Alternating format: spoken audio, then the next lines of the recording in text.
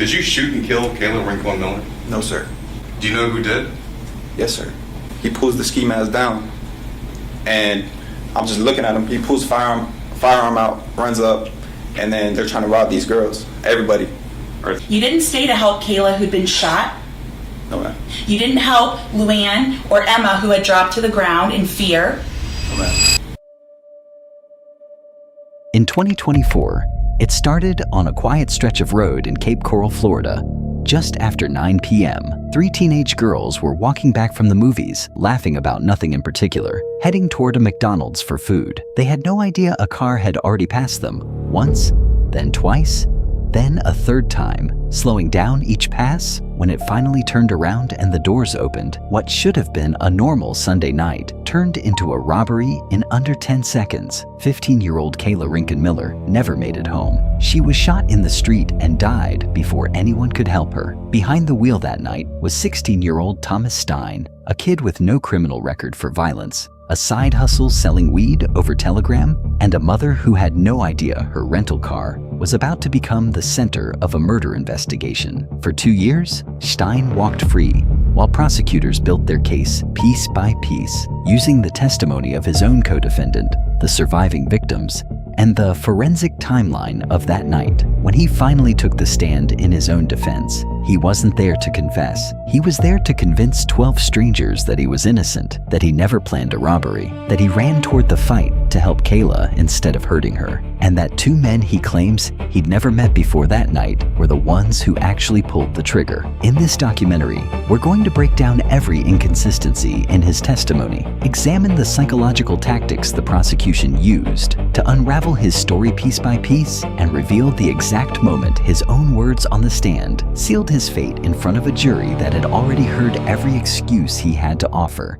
I met Christopher from Daryl. How so? The first time I met him, we were at Daryl's house, or we were at my house, and Daryl was with me, and he was like, "Do you want Buster to come?"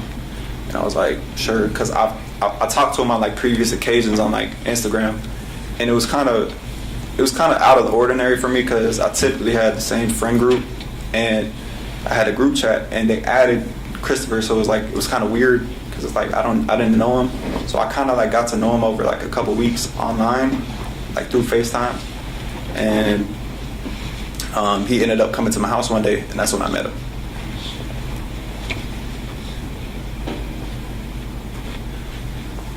On March 17th, you spend the entire day with your family.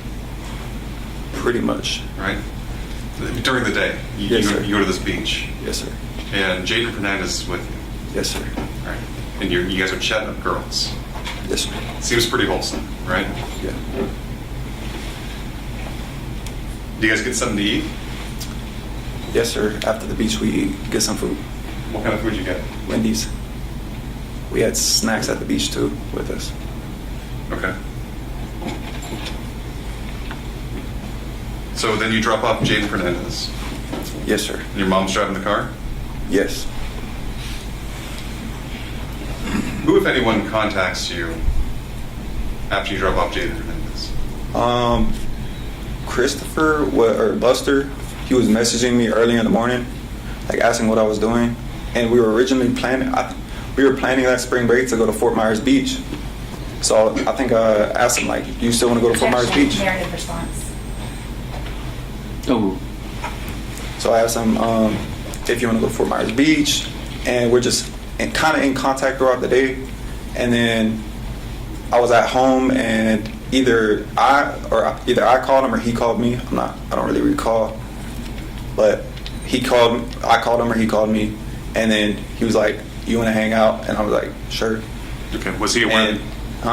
Was he aware that you had access to the rental car? I told him I had the car. I told him, yeah. Okay.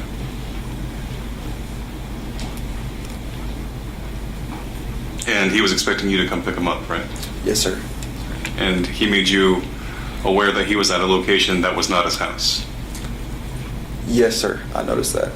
Okay. It was his friend Derek's house? Yes, sir. The one that passed away? Yes. Do you know if anybody else he was there with? I know whose house it was, but I didn't know who they were. Okay. Were there other people there, obviously? Yes. So when you pick him up, we saw the video, right? You picking him up? Yes, sir. And you're driving around. Yes, sir. So does Chris have any money? Not that I noticed. Okay. Is he usually coming over to kind of smoke your weed and hang out? Yeah, pretty much, yeah. Okay. Had he ever bought weed from you before? Yeah, he bought a marijuana cartridge. It's a vape. Yeah. So vape pen. Yeah. But why use yours when you can smoke yours? Yeah. Are you guys smoking marijuana in the car? Yes, sir. We're smoking not weed, like bud, but like the vape. The cartridges. I wasn't smoking it personally, but I was letting him smoke my car. Okay. Because you're driving. Yes.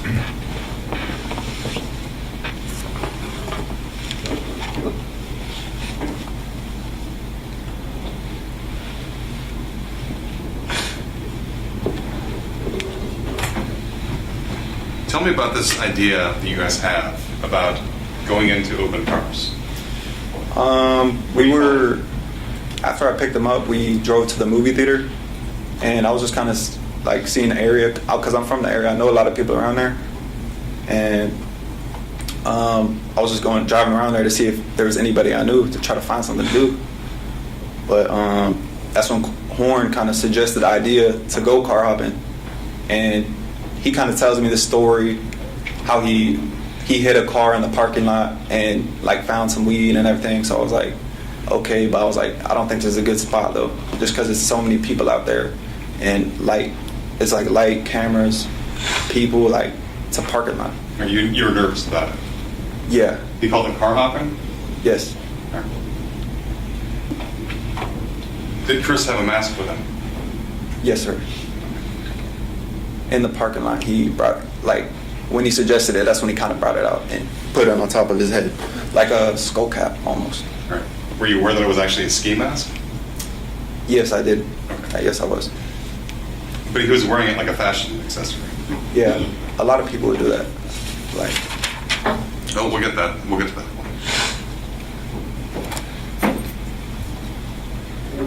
So you're driving around, and what happens next? Do you get a call from Jaden?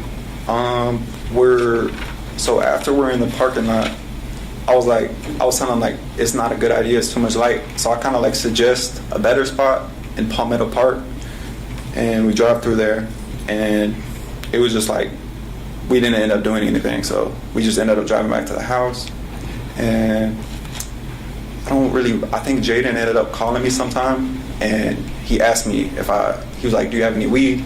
And I was like, yes. And he said he has $20. I was like, okay, I could give you some weed. Okay. Like sell him some. I don't want to give the jurors the wrong idea. You're not like some marijuana kingpin, right? No, sir. You had your own stash that you had. You just kind of breaking them off. Sometimes I would break off to my friends, and yeah.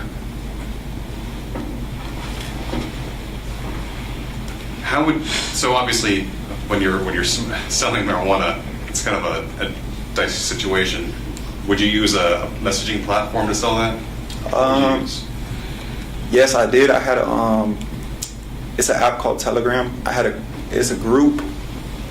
So I would kind of promote it on my Instagram. I would put the link, and it's like pretty much anybody could join it, and I have to accept them into it.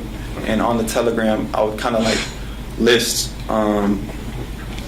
I would get like not a lot of weed, probably like an ounce or 2 ounces, and I would just list it, and it'd just be people I knew, and I would just like sell it to them to make a little money. And just the fact that it's like you buy like 2 ounces, you sell 1 ounce for the same price you bought both of them for, so it's like you have an ounce of smoke for free. Okay. And you said this was like a link that was on your Instagram page? Yes, sir.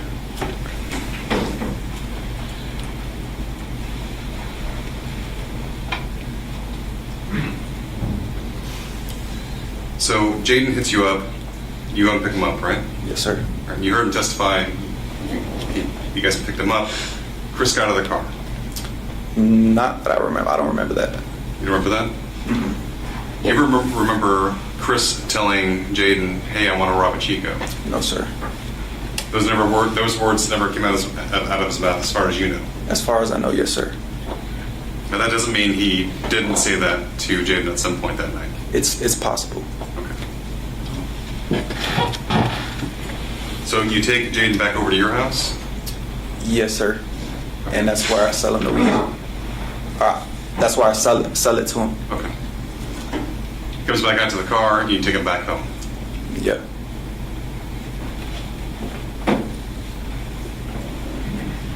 So afterwards, are you again driving around with Chris looking for cars to check door handles on? No, sir. What's the game? After we drop Jaden off, that's when we get on the live video that the state showed the jurors earlier, and we were just listening to music, and then we cut the live video off, and that's when Chris kind of tells me, he tells me if I want to hang out with his homeboys. I was like, who? And he's just like, oh yeah, it's some people I know. So I'm like, sure. Okay. So yeah. So how do you know these people? I don't know them. They're Christopher's friends. Did he ever mention their names? Yes, he did. Okay. When I imagine at some point you picked him up, is that right? Yes, sir. Where'd you pick him up? The church. Were they together, or did you have to wait for each one to arrive? They were together. What was their names? Christopher referred to them as, one of them JD, and the other one's name is Trey. And you've never seen these people before? No, sir.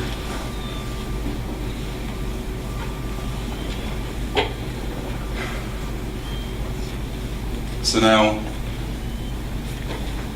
you're driving around for about 20 minutes, right? Yes, sir. And you're over there off of Del Prado, off of near 16th? Yes, by the Marquee Cinemas. And you guys are just kind of hanging out and doing what, listening to music? We were just in the car listening to music. It was kind of weird for me because I don't know. It feels like I didn't really fit in with them. Like, just their demeanor was a lot different than me. So. They seem much harder than you? What do you mean? Like more thug? Like what? Thuggish? Yeah. Harder? Yeah, definitely. And so you're just driving these guys around? Pretty much. Are they smoking your car? Yeah. I noticed they smelled like marijuana when they got in the car. So I kind of asked them like, oh, were y'all just smoking? And I was passing around the cartridge I had.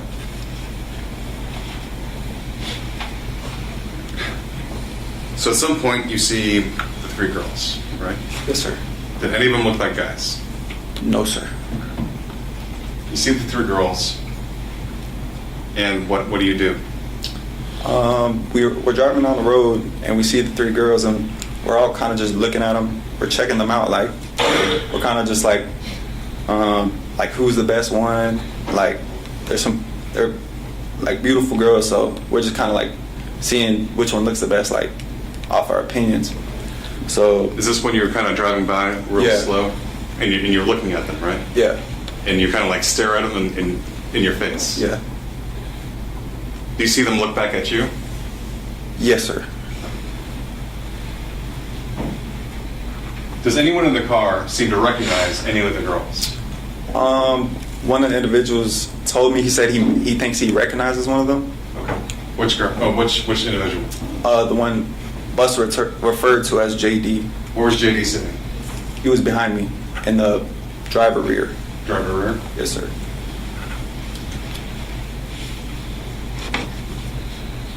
So what does he ask you to do, if anything? We drive down the road, and he tells me to turn around. He's like, he thinks he knows him, and we kind of wanted to say like, "What's up?" type of thing. Let me ask you this: were you aware that Chris had your 1911? Yes, sir. Did you have a Glock that night? No, sir. Did you have a mask? No, sir. Did you have anything to cover your face? No, sir. I had a hoodie. You had a hoodie? Put over my head. Did you have it up? No, sir.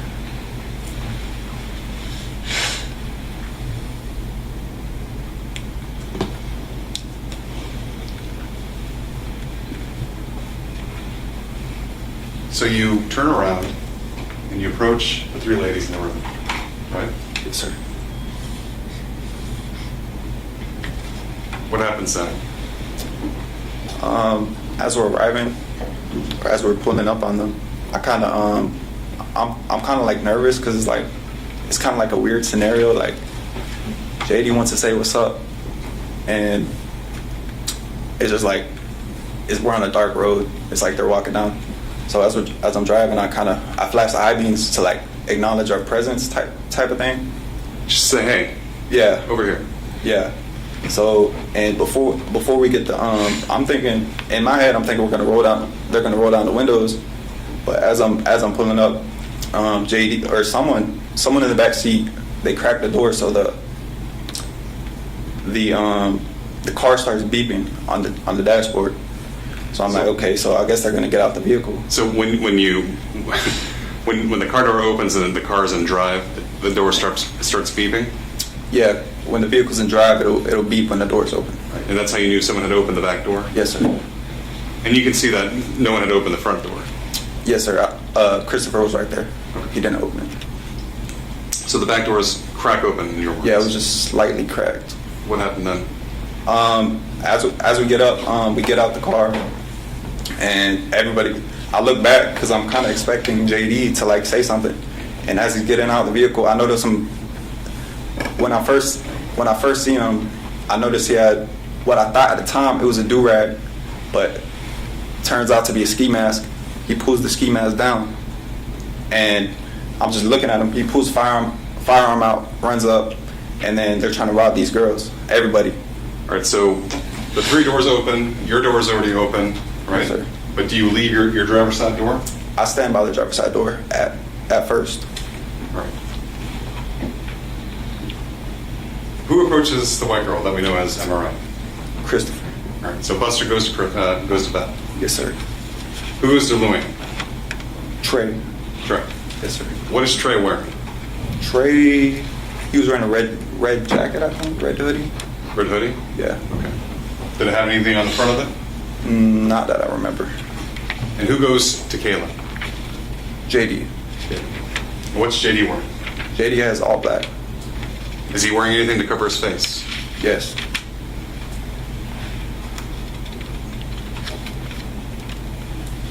Does JD have a gun? Yes. Does Chris have a gun? Yes. Do you know whether or not Trey has a gun? Not 100. He had to. Yeah. You're assuming that he did. Yeah. So what's going on at this scene? You're kind of seeing this unfold before you. What's happening? I'm just. Well, it was in moments. It was like as they get out the car, it's within 10 seconds.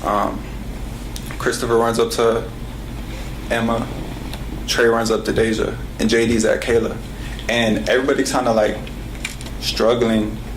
And out of the three of them, I kind of noticed Kayla and JD. They're kind of almost in like altercation. They're fighting, Like hands flying.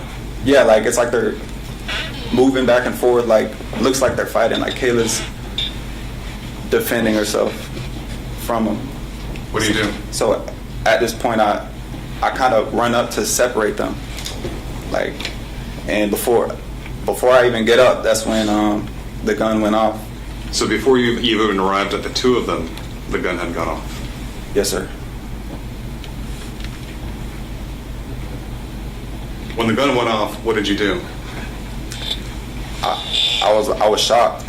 I was shocked. I was like, oh shit, or something Along those to lines. that effect. Did you hear someone yell, "Why did you shoot her? Why'd you shoot?" Yes, sir. You guys got back in the car, right? Yes, sir. We all ran back to the vehicle.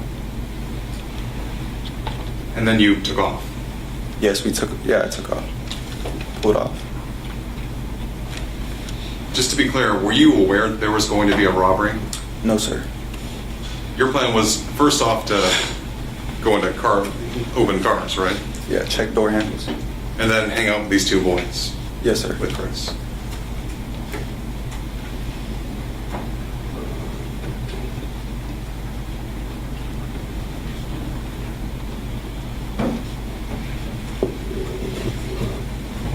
So, do you go back to the church at that point, or do you go back to your house? No, sir. We go directly back to my house. Okay. Are you freaking out? Yes, sir.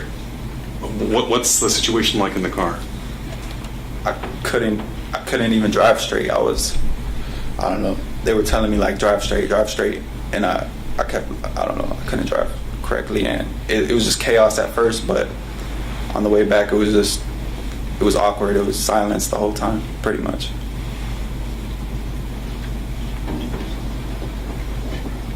What was the guy that had pulled the trigger? What was he doing, JD? On the way back, Yeah. he was panicking. Everybody was panicking, and as we're leaving, it starts to calm down, and then out of nowhere he really starts panicking, noticing he starts saying something about the shell casing. He's like, the shell casing, and he tells me to drive back. He tells me to drive back to the scene, and at this time I'm already like 4 minutes away, so I'm like, no. I'm like, no, that's not a good idea. So, and he's like, my fingerprints are on it, and he's like really worried about the shell casing. And then it just kind of quiet from there on out. All right. So when you get back to your house, what do you do? When I get back to the house, Trey and JD, they just go their separate ways. They leave to their house or wherever they were at. You don't know if anyone comes to pick them up? No, they just kind of left. Like, they didn't even have the chance to go into the house or anything. They just kind of got out at the driveway. And they just took off? Yes, sir. What about Buster? Buster stayed with me. Okay. Was he freaking out too? Yes. What, if anything, did he say that you guys had to do? We were at the house just kind of like panicking, like going over, like, I'm just like, I didn't know what happened, so it was like, I'm just telling them like, why did y'all do that type of thing? Like, I'm just driving a car, like, not knowing what's going on, so, and then he kind of tells me, he's like, that's when he kind of suggests to me like that we burn the hoodies, and I tell him, I'm like, why do I need to burn the hoodie? Like, I just got this new jacket, so I was like, I didn't want to burn it. And he's like, the police might identify it, so I just went along with it. It was a Nike Tech jacket? Yeah, it was a Nike Tech. They're not cheap. No, sir. But you burn it anyway, right? Yes, sir. You burn it with the red hoodie that Christopher Horn is wearing. Yes, sir.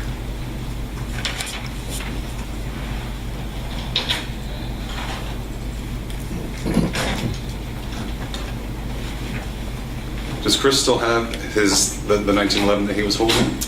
Yes, sir. Does he ever get rid of it? Not at the time, sir. Do you know whether or not the 1911 had bullets in it? Not that I'm aware of. When you got back? Oh, yeah, it did have bullets in it, yeah. So, where did the 1911 come from? It came from me. Okay. How? When I picked Christopher up, he asked me if I had the gun, and I said yes.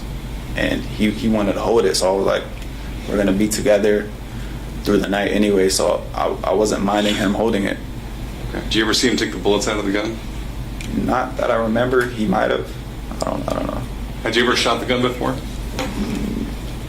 Yes, I have on a previous occasion. How many bullets, if any, were in the magazine, to your knowledge? I think the magazine holded 8 bullets. Okay.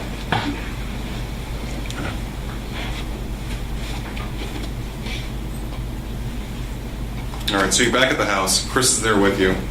Yes, sir. You heard Mr. Horn testify that you guys get into a physical altercation you hold up a gun and there's a stovepiped shell casing sticking out the top of it. Yes, sir. Did that happen? No, sir. You didn't take the stovepiped shell casing out and throw it into a toilet? Absolutely not. Where was that Glock? Where was the Glock? Yeah. It most likely was in my mom's safe. My mom kind of had control of all that. Okay. Did you have a key to the safe?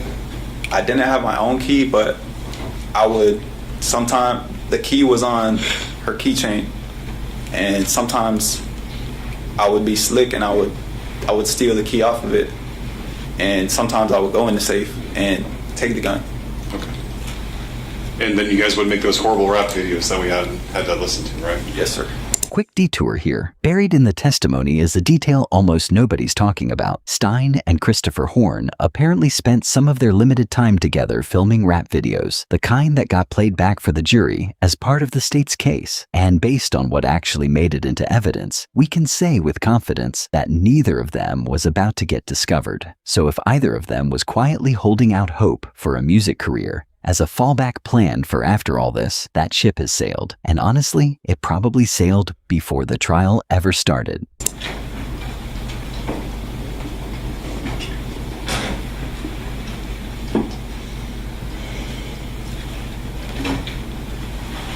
So again, we're there that night. It's after the shooting.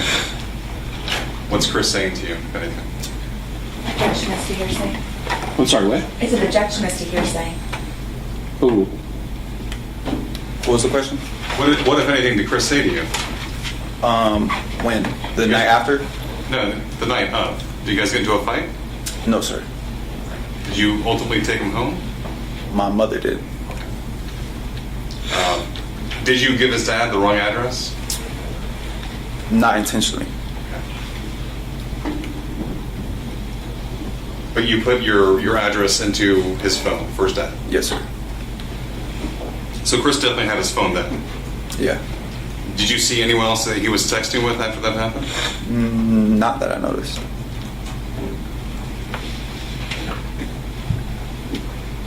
Is Chris waiting inside for the ride or is he waiting outside? I think when I typed the address in, he was waiting outside for like 20 minutes, and then he came back in, and I was kind of surprised. I was like, your ride didn't come? And he was like, nah, the address is wrong. And I looked at it and I was like, oh, I guess it was wrong. And I clicked on it and it was like somewhere in Port Charlotte. So he goes home then? My mom gets back from the gym with my brother, and I asked her if she could drop him off. And she does. Yes, sir. The following morning, your mom's approached by the Horn family to meet. Is that correct? Yes, sir. And you go. Yes, sir. I go with her. At some point during that morning, you had a conversation with Buster, and you wanted to go to the police. Is that correct? Yes, I think so. Okay. Wait. And Did then I want to go to the police? that you wanted to go to the police. You were going to call 911. I didn't want to go to the police. But you felt like you had to, right? Almost.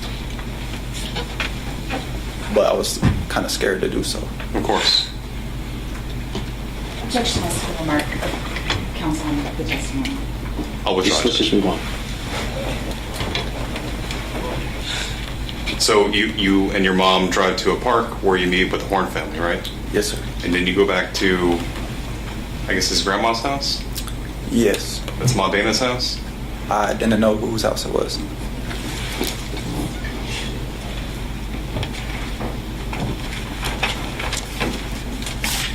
Was it there that Christopher Horn Sr. was giving you and your mom advice on how to get rid of evidence? Yes, sir. Was it there that he offered to pay for your legal services? I think possibly. Or that might have been some other time? I might have seen it somewhere, and I heard something about it. So I think he did say something to that effect. They were concerned that if you got caught. That I was going to say something. Right. And obviously it was going to come back to you because. Objection as to leading. Sustained. Were you concerned that it was going to come back to you? Yes, I did. Okay. Why? Because the car was rented by my mom and I'm her son. And you weren't wearing a mask, No. right? And it wasn't like you were trying to hide your identity, right? No. Especially when you rolled up on these girls at 5 miles an hour, you're looking right in the eye. Objection is to leading. Sustain.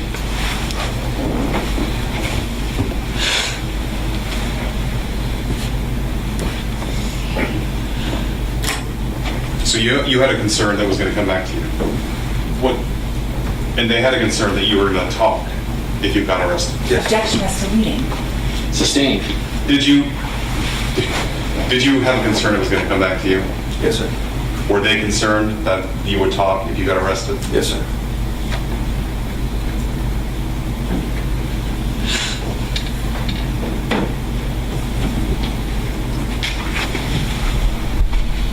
Did you ultimately get arrested? Yes, sir. How long after? 2 days after. 2 days. Where'd they arrest you? Off Bayshore. You were driving with your mom? Yes, sir.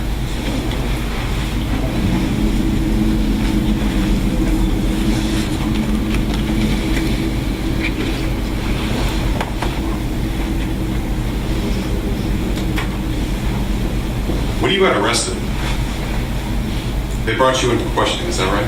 Yes, sir. They started asking you questions, Yes. and you asked them whether or not you were a suspect. That's true. When they confirmed that you are, is that when you asked for a lawyer? Yes, sir. You mentioned something about a setup. Yes, sir. Did you feel like you were being set up?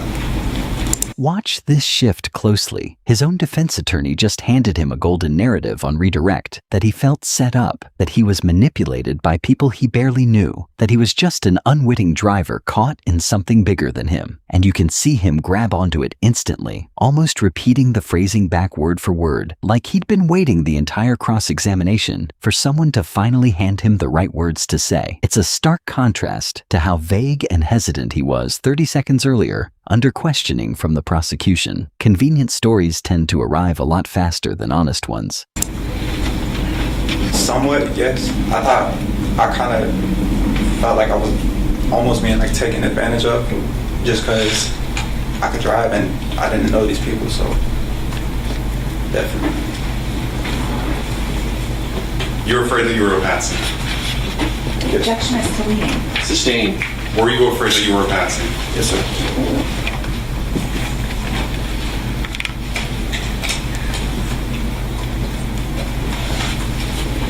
Just like that. You may.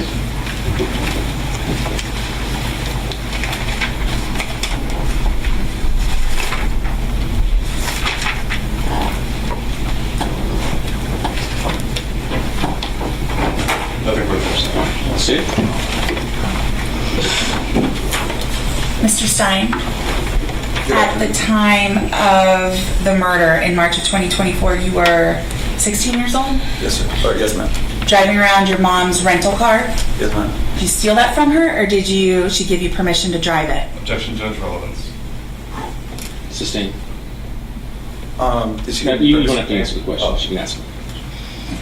And the night of the murder, you were okay with your friends smoking weed in the car, but you were going to be the responsible driver and not smoke marijuana while you were driving? Yes, ma'am. I didn't really like being under the influence while I'm like driving or like at school or scenarios like that. But your mom didn't want you to smoke weed at home, right?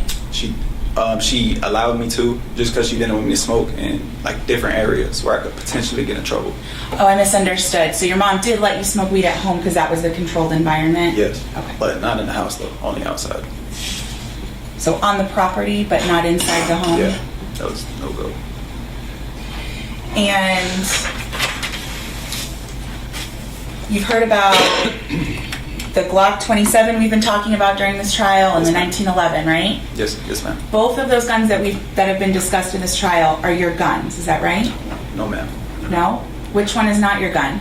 The Glock 27. Whose gun is that? That's my mother's. Oh, I'm sorry. It was a gun that your mom bought for herself? Yeah, that's my mother's gun. So it's not true that your mom bought it for you? That's not true. And you said you went several times to the gun range with various people? Yes, ma'am. And how old were you doing that? 16. And what gun ranges were letting 16-year-olds go practice in the gun range? I think all gun ranges allow it. It just, your parent has to sign a waiver saying, like they're kind of there with you. So your mom brought you and your 16-year-old friends to the gun range to practice playing with the guns? To practice, kind of just for like self-defense type thing. Not self-defense, but just kind of fun. How many times have you hung out with Christopher Horn? Probably like 3 or 4 times. In total? Like somewhere around there. 3 or 4 times, maybe 5. And in those 3 to 4 times, I think you indicated that he was always smoking your weed and wanting rides. Pretty much. So the times that you hung out with him on those 3 to 4 occasions, you were always driving him around and supplying him weed? Yes, ma'am. But you charged Jaden Fernandez for marijuana, isn't that right? Yes, ma'am. But you didn't charge Christopher Horn?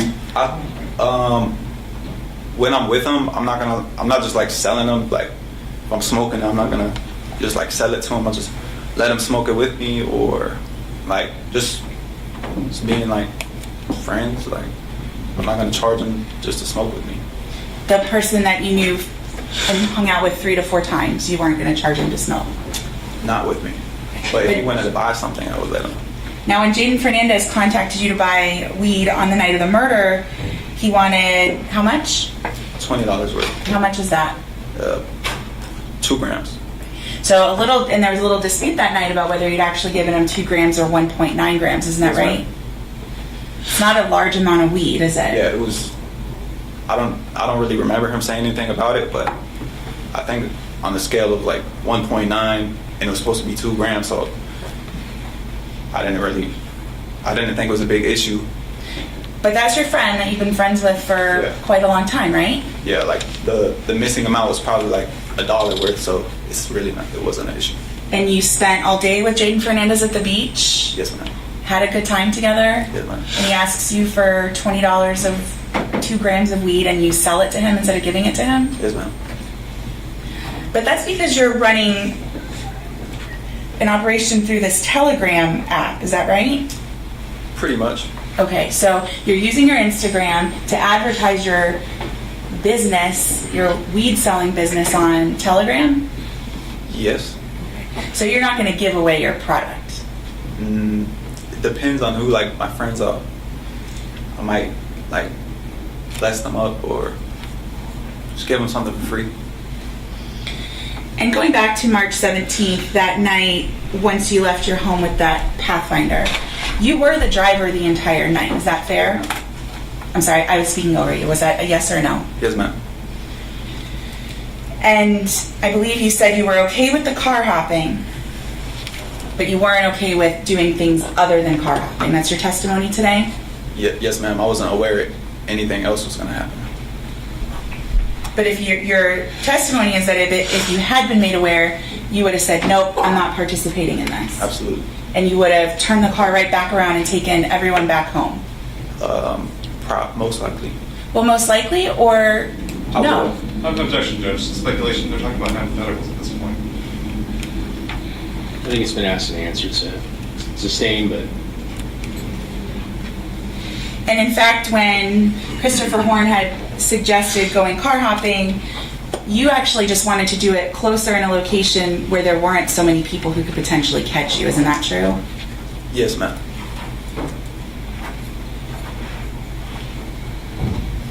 And it's your testimony that after you dropped Jaden Fernandez off that night, that you were simply listening to music and hanging out with Christopher Horn? Yes, after I dropped Jadon off, that's when we got on the live video. Oh, so that live video where you all were rapping about lots of different things, that was the listening to music? What do you mean rapping about different types of things? Well, you tell me, what was that song about? Objection, That Judge. was... Relevance. ooh. Good. Oh, what was the song about? Mm-hmm. The song, that was Christopher's song. That wasn't me rapping. That was just a song on the stereo. Oh, that was just playing in Yeah. the car that you're driving. Yes, ma'am. He's launched this song on the He has stereo. the aux cord on Bluetooth. So I understand that you're saying it's Christopher's song, but what was the song about? About telling, like, I heard him say something like, oh, that telling, and stuff of that sort. I think he said something about shooting someone. Like, I don't really remember. I only heard it for a little bit. So the song that you're playing on, doing the live on your Instagram, right? Yes, ma'am. You're scrolling through while you're driving, shouting out people who are commenting to you and Chris, isn't that right? I gave the phone to Chris, and that's kind of when he was showing the firearm that I gave him, and then he kind of passed it to me after that, and I was just like, I had it sitting down on my lap while I was driving, and then that's when I said, I noticed people joining out of news, so I was like saying what's up to them. And now somewhere in this time, Christopher Horn said he wanted to pick up some other friends. Yes, ma'am. And what is it that you all were going to do? Just hang out. Where? What Chris told me. I don't know, just go somewhere. Well, you're the driver. What was the plan? We didn't have any particular thing planned. We just kind of going in the moment.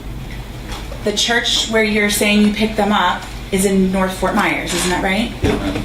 Your home is in North Fort Myers, isn't that right? Yes, ma'am. Right down the road. And you picked up Christopher and brought him back all the way to where your home is in North Fort Myers, isn't that right? Yes, ma'am. We didn't drive directly back to the house. That's when we drove through the AMC, then back to my house. And that's kind of when we picked up Jaden. Mm-hmm. And then that's kind of where we picked up Buster's friends at the church. All over in North Fort Myers. Yes, ma'am. And for some reason, you drove all the way down to Cape Coral Yes, ma'am. to the Marquee Cinemas. Yes. Well, were you going to go to the movies? No, ma'am. Were you going to go to a restaurant there? No, ma'am. So when you're saying that you're hanging out, does that just mean driving around? The prosecutor has him boxed into a timeline he can't escape. Every location he's just described, the church, the parking lot, the drive to Cape Coral, sits inside a 2-mile radius of his own house. And right as she's closing the trap on that geography, something interesting happens. He suddenly can't remember basic details he was crystal clear on minutes earlier. What kind of car dropped off 2 people he supposedly just met? What they were wearing? Which one cracked the door open first? You don't lose your memory selectively like that unless some part of you already knows exactly which question is dangerous and which ones are safe to answer in full color. Yeah, I would consider that hanging out just in the vehicle. I didn't know them, so it was awkward for me. But I don't know. It sounds like it would be awkward since you're saying you don't know who these people are, Yes, but you're going to hang out with them for an indefinite period of time? not indefinite, just for the night. Well, when were you going to drop them back off? I'm not sure. Where were you going to drop them back off? I don't know. They came to me in a car, What car? a white car. A white car? Yes, ma'am. What kind of car was it? I don't recall. I know it was a 4-door. Was that an SUV? No, ma'am. A car. Like a sedan kind of car? Yes. And the only thing you remember about it is that it was white? Yeah, light colored vehicle. It might have been gray, maybe white, from what I remember. A light or white 4-door car? Sedan. Yeah. Newer car? Older car? Somewhere it was probably I don't really remember. It was probably a 2005, 2010, 2005 or 2010? somewhere around that range. And the white car rolled up to you. Someone else was driving the white car, or did one of Yes, these ma'am. 2 individuals drive the white car? Someone else was driving the car. You know who that person was? No, ma'am. So they dropped them off so that you could pick them up? Pretty much. We met at the church. And now, again, this is the church that's in North Fort Myers. This is not where Christopher Horn lives, isn't that right? Yes, ma'am. It's a church in the middle of the neighborhood. And he lived in Cape Coral. Yes. But this is a church near your home. Yes, ma'am. That's an answer to his objection. It's the same. Now, you've named 2 people here today that you say were the ones involved in the shooting. Yes, ma'am. JD. JD and Trey. Well, let's talk about JD. I assume that's a male. Yes, ma'am. What did he look like? Black male. Probably had short hair. He had something over his head, so I couldn't really tell. What was he wearing? From what I remember, he was wearing black. All black? I think so. Have any kind of accent? He just kind of talked with slang, like. And what about Trey? What did he look like? Well, I assume I should clarify, that's a male also. Yes, ma'am. And what did he look like? Trey was more brown skin or like light skinish than black, and he kind of had it looked like he had dreads. And what was he wearing? He was wearing a red hoodie or jacket or shirt. Was he Really remember. was he matching Christopher Horn? They were both wearing red, yeah. Was he wearing a red hoodie or a red shirt? It might have been a shirt. I'm not 100% sure. But you don't remember. I know it was a red top. And so they were vaping and smoking in your rental car after Yes, you ma'am. picked them up. Yes, ma'am. And I want to make sure that I understand where everyone was positioned in the car. You were in the driver's seat. Yes, ma'am. Chris Horn was in the passenger seat. Directly behind you was JD. Yep. And Trey was in the rear passenger. And remind me again, which one of them is who you said today is the one who shot Kayla? JD. So he popped out from behind your seat. Yes, ma'am.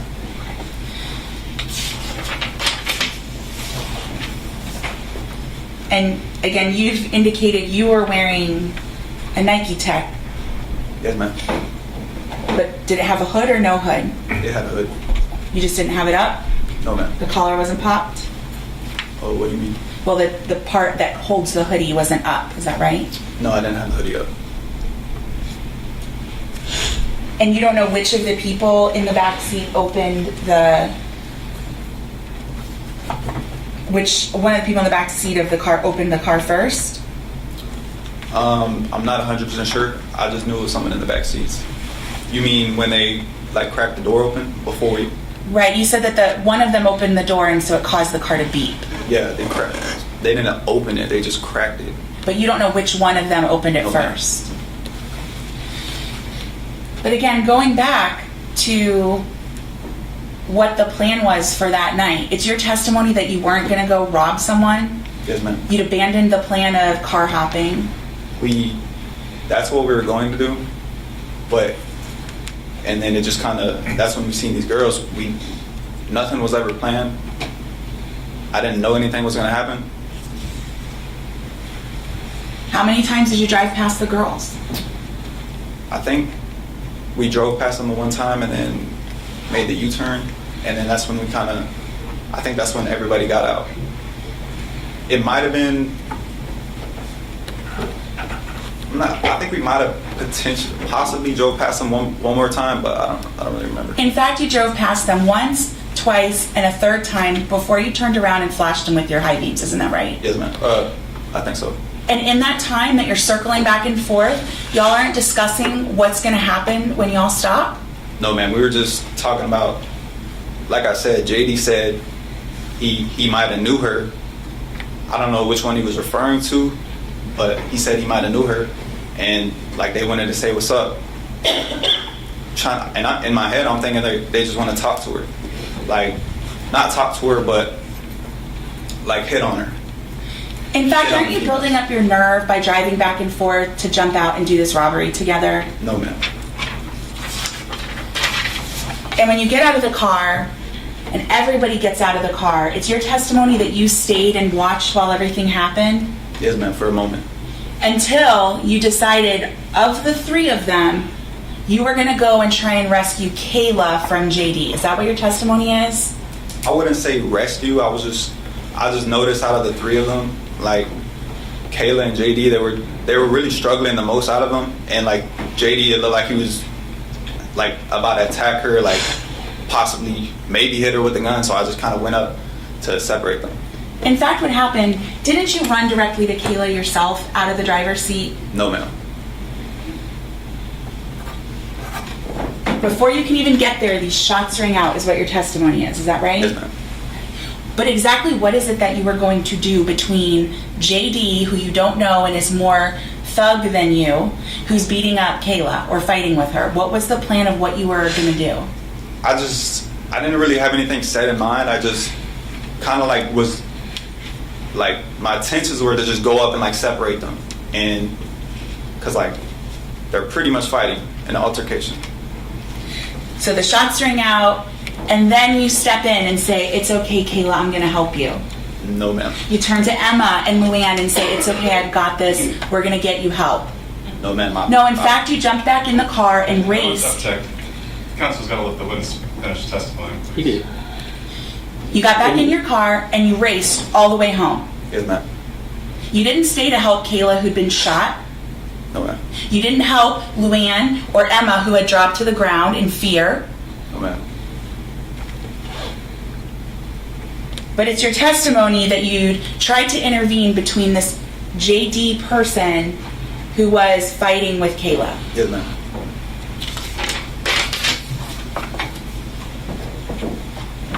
When you get back in the car, where is this shooter? Where is he sitting in the car? He gets back in the same seat he was in. Behind you. Yes, ma'am.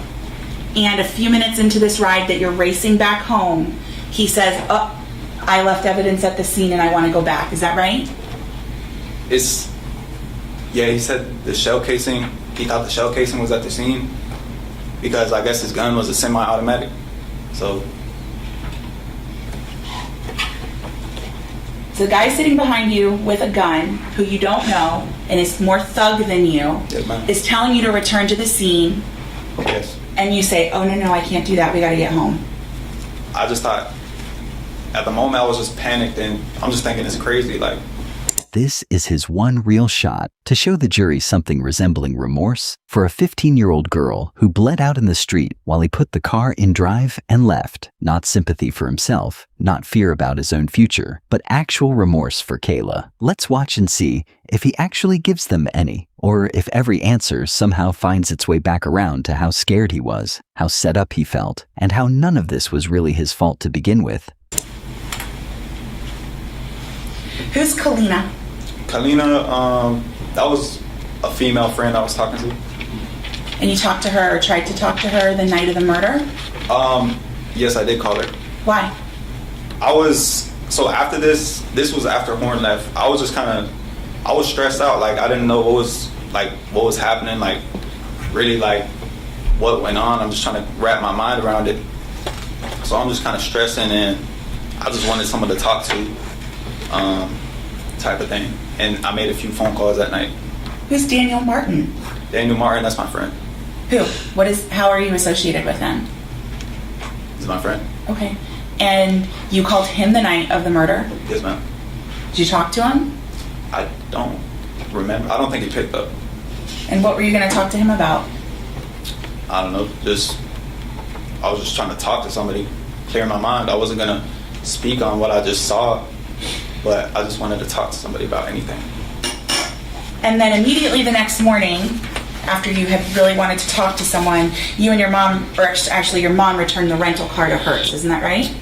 My mother returned the car.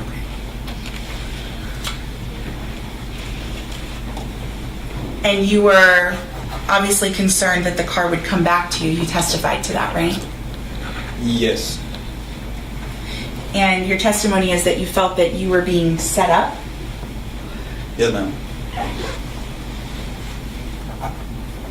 And in fact, when you met with Christopher Horn and his family, you'd already gotten rid of the Glock 27, isn't that right? Afterwards. Say that again? When you met with Christopher Horn and his family, you'd already gotten rid of the Glock 27, isn't that true? No, ma'am. May I have just a moment, Your Honor?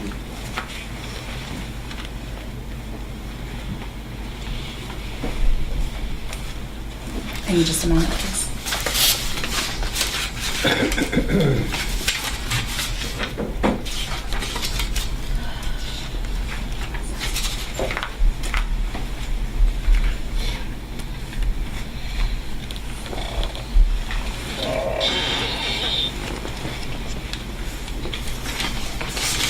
And you did go meet with Christopher Horn and his family, right? Yes, ma'am. To figure out what to do about this mess? I wasn't, it wasn't planned or anything. They just kind of showed up to my house out of nowhere. And I walked in the living room and saw my mom out there talking to them. So I was like, I didn't know who it was. So I just went out there to see. And I seen Buster in the back seat. You never met with JD again? No, I never seen JD after that. Never met with Never Trey? heard from him. No, ma'am. The only person or family you met up with was Christopher Horn and his family? Yes, ma'am. I have no further questions. You good?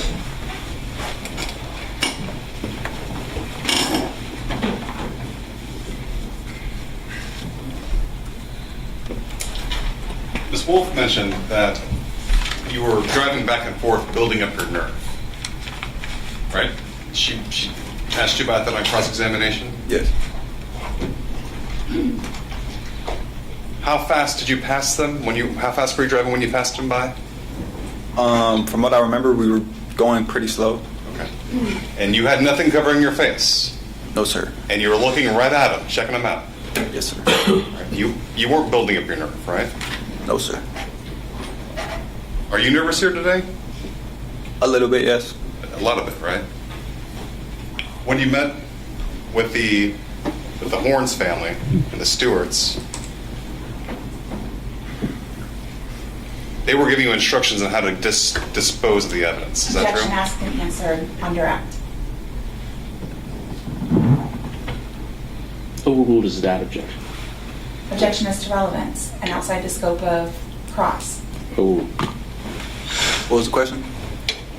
They were telling you how to dispose of evidence, right? Yes, sir. Right. And they told you how to get rid of the Glock. No. All right. They told you had to get rid of the Glock. No. What happened to it? I sold the Glock Okay. How? on Telegram.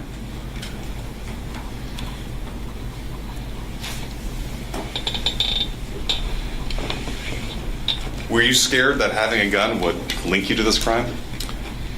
I didn't have a gun. The only gun I had was the 1911, but Christopher kind of took it when he left that night. Did you see him discard the gun? No, sir. Did he ever tell you what he did with the gun? Yes. What did he do with it? He told me in jail, he told me he threw it in the river. Okay. Did he tell you which one? Yes. Which one? The one behind his dad, the canal behind his dad's house.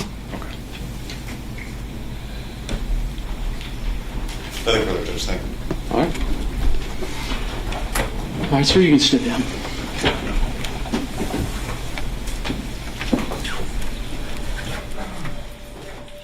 Ultimately, the jury didn't buy the driver's story. In May 2026, Thomas Stein was convicted of felony murder with a firearm and 3 counts of attempted murder in the death of Kayla Rincon-Miller. 2 months later, he stood in front of the same judge and asked for one thing before being taken into custody: a hug from his family. The judge said no. He was sentenced to life in prison with a review after 15 years, since he was a minor at the time of the crime, plus 15 years on each of the 3 attempted robbery counts, all to be served consecutively. The big question this case leaves behind is whether his claim that he only meant to break into parked cars, not rob 3 teenage girls, changes how much sympathy you have left for the boy who never fired the shot but was the one who drove everyone away from what happened next.